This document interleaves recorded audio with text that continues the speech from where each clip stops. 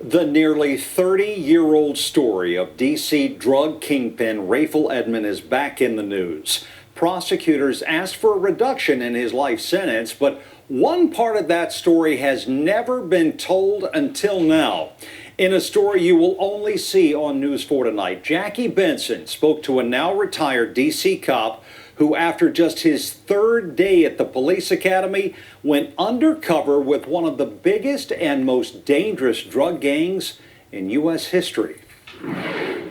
If you would have told me back then that we would still be talking about this now, I would have told you, you gotta be kidding me. For safety, we're not showing the face of the man that members of Rayful Edmund's cocaine empire knew as Jimmy. I was in there for like 3 days and got asked, did I want to do undercover work? He was 26 when he began living undercover as a cocaine dealer. Unarmed and using only his wits, he worked his way close to the top of the cocaine wholesale operation that is estimated to have netted Rayful Edmund Jr. $1 million a day in the mid to late 1980s.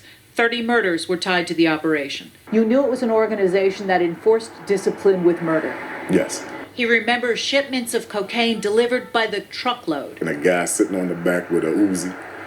With 2 Uzis. Then there's the legendary story about Georgetown basketball coach John Thompson's face-to-face confrontation with Edmund. The coach told the basketball-loving drug kingpin, who reportedly offered as much as $50,000 to some Hoyas players to be on his playground team, to leave them alone. Rayful respected that because Rayful was a big basketball fan. The 1989 bust of the Rayful Edmund drug organization resulted in charges against almost 24 people. The sandstorm of cocaine that covered the nation's capital in misery and bloodshed would slowly start to recede. Jimmy says his only regret is that many who worked so hard to bring DC's drug kingpin to justice were never fully recognized for their work.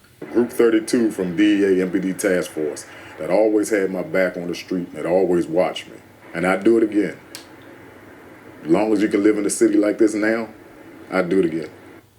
And of course, we know that Edmund did not stop selling drugs when he went to prison, and it was a plea deal from that conviction which led him to becoming an informant, and the success of that informant relationship has the U.S. Attorney's Office in D.C. recommending a reduced sentence at this time. Jackie, the idea of Rayful Edmund getting out of prison concerns a lot of people who remember how dangerous he was. How likely is that? It is not very likely. He still faces outstanding charges in Pennsylvania, and even in the documents released in this on Friday, the judge notes the defendant stands convicted of having run one of our city's largest and most destructive narcotics distribution operations. That is serious stuff. All of it goes into this consideration, and as you said, very unlikely to happen. Okay. Thank you, Jackie. Thank you, Jackie.